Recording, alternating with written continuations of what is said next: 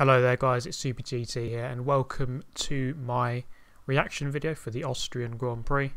Now of course this video is going to feature the results, so if you don't know the results or don't want to know the results, then you can click away now, preferably onto one of my other videos. Without further ado, okay, so going on to lap 1. So Hamilton was on pole position. He said himself that he was quite surprised that he was on pole. He thought that once he spun on lap 1, the final lap on qualifying, he thought he had lost it. But he was on pole. Rosberg was in second. Rosberg normally goes very strong, and he did go very strong on the first lap. He got a very good launch and managed to get up the inside of Lewis into turn 1 and make the move stick. So Rosberg got the job done quite early, and that's probably the best time to get the job done if you have to do it. Heading up to turn 2, Rosberg covers the inside, Hamilton goes to the outside, but Hamilton doesn't manage to go all the way around the outside, so Rosberg managed to keep position. Vettel was in third, quite comfortable third at this point, and a little bit of change further back, but not too much. The main thing that happened was a bit further back. Alonso gained a couple of positions and was behind Kimi Raikkonen, and they had a coming together after Raikkonen. From what I can tell, I think Kimi Raikkonen just simply lost it on his own. So he was on different tyres to everyone else, so he perhaps had less grip. So he actually lost it on his own from what I can tell. Maybe he did get a tap, but I couldn't see that on the footage. He span wide and collected Fernando Alonso on his way, probably putting Fernando Alonso out of his misery, if anything, because he would have had to have served a time penalty later on. The race wouldn't have gone well for Alonso regardless. So Raikkonen out of the race on lap 1, as was Alonso. It was quite a nasty accident, but both the drivers managed to get away from their cars okay. They probably had their precautionary checkups, but I'd imagine they'll both be fine. So this triggered the safety car at the end of lap 1. So the order was Rosberg, followed by Hamilton, followed by Vettel. So on the restart, Hamilton managed to keep second from Vettel, but he didn't manage to get past Rosberg. And it was at this point when Rosberg started to extend his lead, and it sort of showed that he's really strong around this track. He extended a couple of seconds in just a matter of laps. So a little bit further back, there was Vettel. He didn't really show the pace that was promised from Ferrari in this race. Mercedes were worried slightly about his pace going into the race, but it didn't really transpire that he was that quick to challenge the Mercedes. So he fell away slightly, and he had problems with his pit stop, which we will talk about later. So Jenson Button retired very early on in the race, which was very disappointing for McLaren, of course. So they had very minimal running throughout the whole race because, of course, Alonso went out on lap 1.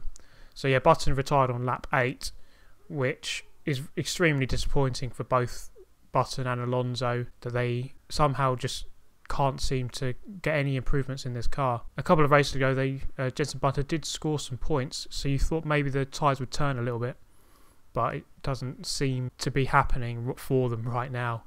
I can't really see them getting good results this year. I mean, they said, Ron Dennis said earlier this year that they'd win races or win a race and get decent points and podiums, but that's really not going to happen.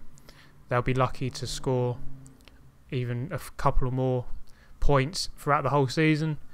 I think too many of the other teams are too strong, looking at the top 10. They probably might get a couple of top 10s as long as there's a load of retirements or something like that. So a bit further on into the race, we had some pit stops, and Sebastian Vettel had a bit of an issue with his one.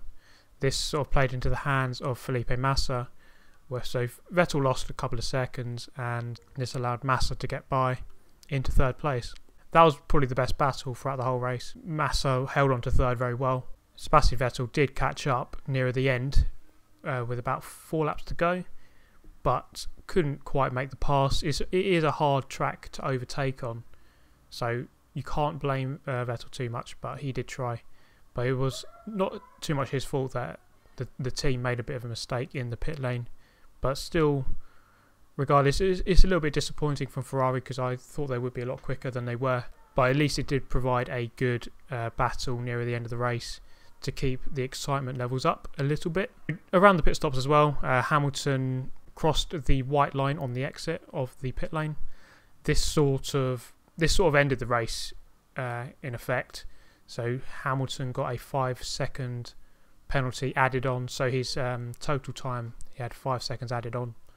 This meant that he would have had to catch up to Rosberg, overtake him, and gained another 5 seconds, which would have been very difficult to do. So at this point he probably chose to just conserve himself. He's in a safe second. There's not much point in attacking too much and using up all your engines, using up all your components, wearing yourself out. So he probably thought the better option would be to just settle for second. It's unlikely that he's going to be able to gain, overtake, and then pull out a 5-second gap. So he probably did the sensible thing and just settled for second at that point. So it was at that point I knew the race would probably be over. Plus Rosberg is just genuinely strong around that track. So it was probably the best or the most reasonable result given that their relative paces or relative strengths around this circuit.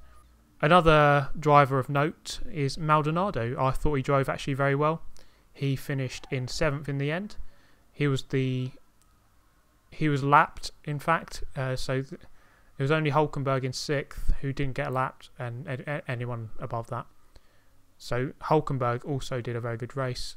He only lost 1 position overall. That was Valtteri Bottas. But yeah, he drove very well, and he's given Force India a double point score. So him and Perez finished 9th. So both of them getting into points, which is very good for Force India, and it brings them up to 5th in the overall Constructors' Championship, which is very important for them. A team in the mid-table really does want to get as many positions in the Constructors' table as possible, which can secure them further funding. So my driver of the race is going to go to Nico Rosberg. He was faultless all race. He made a perfect start, got into the lead with a little bit of pressure from Hamilton after the safety car restart. He managed to keep the lead and drove very well from then on. Didn't really make a mistake. You didn't really see him too much on the broadcast because he was just out in the lead, very comfortable, not doing too much wrong. So he's going to be my driver of the race. Let me know your thoughts down below in the comment section. I will debate with you if you want to make a couple of points. I'll always read the comments, so I can always answer what you say. So that's going to be my reaction video for the Austrian Grand Prix. Thank you very much for watching, guys, and I shall see you next time.